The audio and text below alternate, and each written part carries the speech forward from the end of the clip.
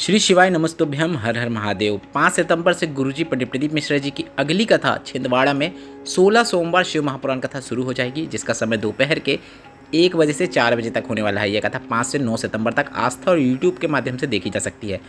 उससे पहले एक दिन पहले ही काफ़ी बड़ा दिन है, शिव सोमवार है। 4 सितंबर के दिन आप कौन से विशेष उपाय कर सकते हैं, उन्हीं विशेष उपायों को हम वीडियो के माध्यम से आपको समझाने का प्रयास कर रहे हैं। सभी उपाय गुरुजी पंडित प्रदीप मिश्रा जी ने बताया है, जिसे करके आप अपने घर से आर्थिक स्थिति को मजबूत कर सकते हैं, बीमारियों को दूर कर सकते हैं, कर्जा मुक्ति प्राप्त कर सकते हैं।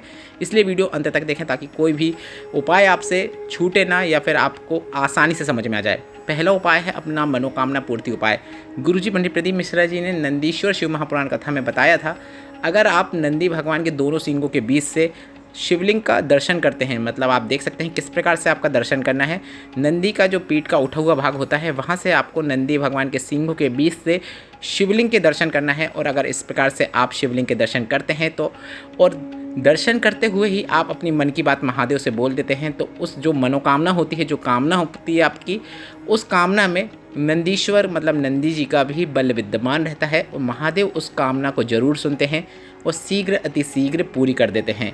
यह नंदीश्वर शिव महापुराण कथा का बताया एक काफ़ी अच्छा मनोकामना पूर्ति उपाय है, जिससे आप शीघ्र विवाह, धन प्राप्ति, कर्जा मुक्ति या फिर नौकरी प्राप्ति या फिर व्यापार वृद्धि, मतलब किसी भी प्रकार की मनोकामना के लिए, शीघ्र विवाह के लिए आप यह उपाय कर सकते हैं। बढ़ते हैं अगली विशेष जानकारी की ओर। अगर आप कुछ भी करने जाते हैं सब उल्टा हो जाता है, जीवन में कुछ भी अच्छा नहीं हो रहा है, तो आपको महादेव के मंदिर में जाकर शिवलिंग पर त्रिपुंड बनाना है। पर त्रिपुंड बनाने के भी गुरुजी पंडित प्रदीप मिश्रा जी ने 2 तरीके बताए हैं। एक तो वह है कि शिवलिंग पे आपको 3 लाइन फेर देना है अपने 3 उंगलियों का उपयोग करते हुए। आप वीडियो के माध्यम से देखकर समझ सकते हैं कि किस प्रकार से 3 लाइन खींचना है। और इस प्रकार से 3 लाइन खींचने के बाद आपको त्रिपुंड की आकृति बना देना है, बस इतना ही करना होता है। और त्रिपुंड बनाने के बाद उस त्रिपुंड में आपको थोड़े से अक्षत, 1 चावल का दाना भी आपको छोड़ना चाहिए। ऐसा नहीं कि सिर्फ सिंपल त्रिपुंड बना दिया, 1 चावल का दाना उसको अक्षय प्रदान कर देता है।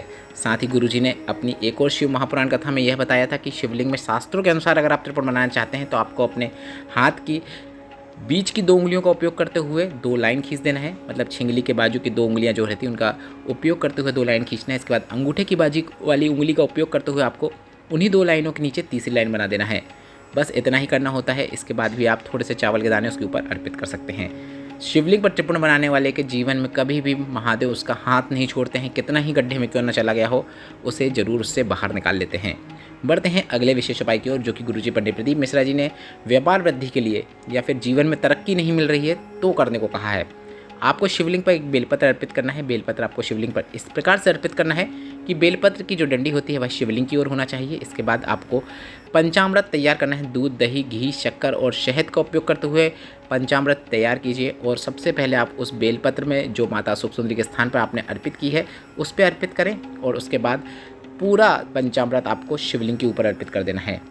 ऐसा इसलिए होता है, अगर आपके पितृ तृप्त नहीं है तो आपके जीवन में अटके हुए कार्य पूर्ण नहीं होते हैं, जीवन में तरक्की देखने को नहीं मिलती है। तो अगर आप यह उपाय कर देते हैं तो महादेव आपके पितरों को तृप्त कर देते हैं और आपको जीवन में अटके हुए कार्य पूर्ण होते हुए नजर आने लगते हैं। यह एक विशेष उपाय है जिससे आप किसी भी सोमवार, प्रदोष या फिर मासिक शिवरात्रि में कर सकते हैं। पंचामृत शिवलिंग पर अर्पित करने के बाद 1 कलश साफ जल शिवलिंग पर जरूर अर्पित करें। बढ़ते हैं अगले विशेष उपाय की ओर। अगर आप शिवालय जा रहे हैं तो आपको शिवालय पर एक बेलपत्र शिवलिंग पर जरूर अर्पित करना चाहिए। पर बेलपत्र इस प्रकार से अर्पित करना चाहिए कि बेलपत्र की डंडी आपके विपरीत ओर होना चाहिए, जहाँ से भी बैठकर आप बेलपत्र को अर्पित कर रहे हैं। उपाय करते समय आप श्री शिवाय नमस्तुभ्यम या फिर नमः शिवाय या फिर ओम नमः शिवाय मंत्र का उच्चारण कर सकते हैं।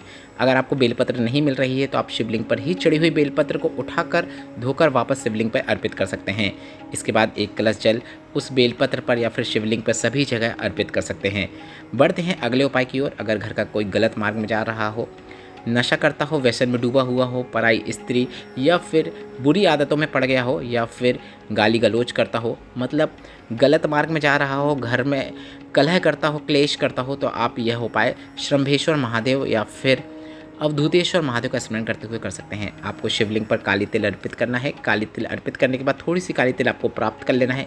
अब इस प्राप्त की हुई काली तिल को आपको उस व्यक्ति को 2-2 दाने करके 4 दिन तक अवधूतेश्वर महादेव या फिर श्रंभेश्वर महादेव का नाम स्मरण करते हुए खिला देना है। अगर वह खाता नहीं है तो उसके आप खाने में भी मिला के उसे खिला सकते हैं। सिर्फ 2 ही दाने खिलाएंगे तो भी पर्याप्त है। वह स्वयं बुरी संगत से दूर होकर सतमार्ग में आना शुरू कर देगा। नशा करता है तो उसे नशा से घृणा होने लगेगी। यह एक विशेष उपाय है जिसे आप किसी भी सोमवार, प्रदोष या फिर मासिक शिवरात्रि में कर सकते हैं। बढ़ते हैं अगले विशेष उपाय की ओर। अगर आपका कर्जा बढ़ते ही चले जा रहा है, व्यापार नहीं बढ़ रहा है, ना नौकरी मिल रही है, मतलब जीवन के रास्ते बंद होते चले जा रहे हैं, जीवन में आपको नए रास्ते दिखाई नहीं दे रहे हैं, तो आपको आर्थिक स्थिति मजबूत करने के लिए, धन प्राप्ति के लिए, जीवन में सुख समृद्धि वृद्धि के लिए यह विशेष उपाय करना है। इस उपाय को करने के लिए आपको एक बेलपत्र, एक दूर्वा, एक कोई भी पुष्प और एक कलश जल की आवश्यकता होगी। सबसे पहले आपको शिवलिंग पर एक पुष्प अर्पित करना है। इस पुष्प अर्पित करने के बाद आपको शिवलिंग पर एक बेलपत्र अर्पित करना है। बेलपत्र आपको शिवलिंग के ऊपर इस प्रकार से अर्पित करना है कि बेलपत्र की डंडी जलाधारी की ओर होना चाहिए।